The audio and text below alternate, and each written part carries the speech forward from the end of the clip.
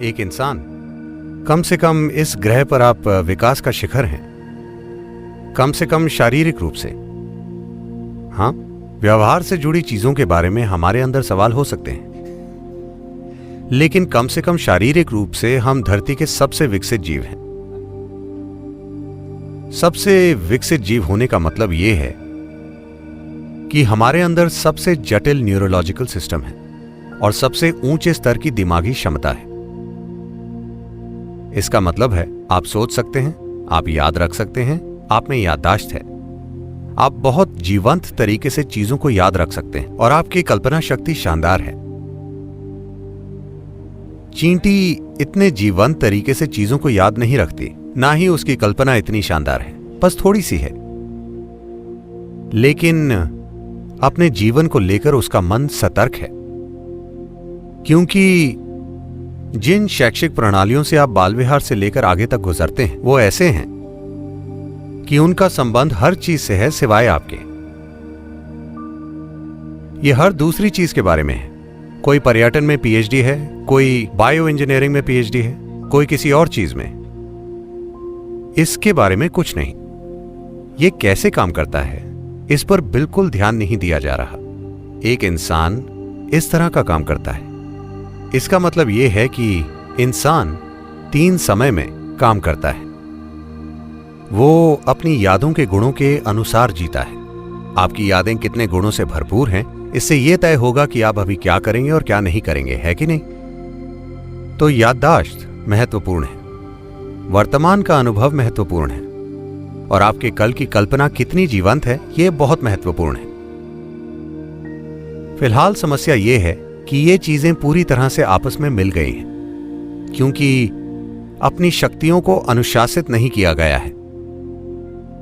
बच्चों को ऐसा कुछ भी नहीं सिखाया गया है। अनुशासन का मतलब लोग सोचते हैं अंग्रेजी अनुशासन, यानी बेवकूफों की तरह ऐसे चलना। शक्तियों का अनुशासन नहीं है। इस वजह से आपका अपना मन आपके खिलाफ हो गया है। जो 10 साल पहले हुआ था आपको आज भी दुख देता है।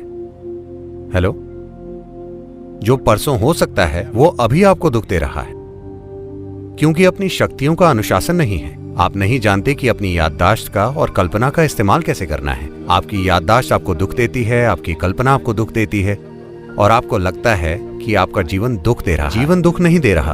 आप बस इंसान होने की 2 सबसे महान शक्तियों से दुख पा रहे हैं, जीवंत यादों और शानदार कल्पना की शक्तियां, है कि नहीं? अगर आप अपनी सबसे महान शक्तियों से दुख पाते हैं तो हम आपकी क्या मदद कर सकते हैं?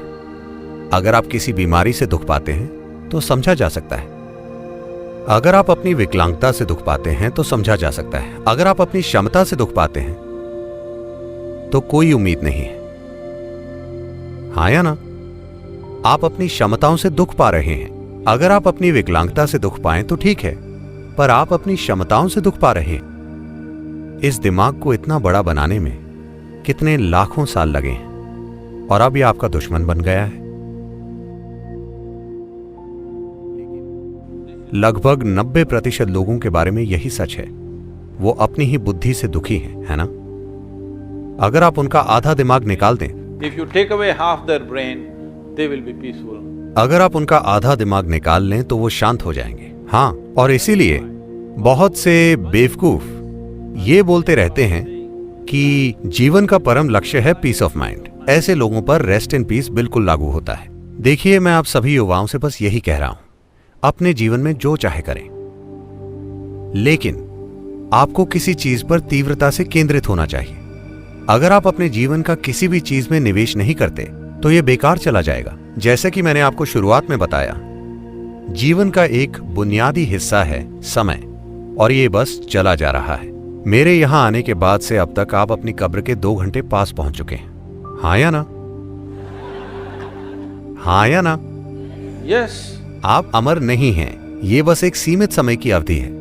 क्या आप एक मूल्यवान जीवन है? मैं आपसे पूछ रहा हूं, क्या आपका जीवन आपके लिए मूल्यवान है?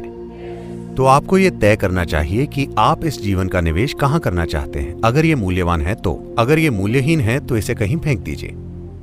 अगर ये मूल्यवान है तो इसका निवेश किसी सार्थक चीज में कीजिए, है ना? तो अगर आप इसका निवेश किसी सार्थक चीज में करते हैं तो सिर्फ जोश में ही नहीं, आप हर समय प्रज्वलित रहेंगे।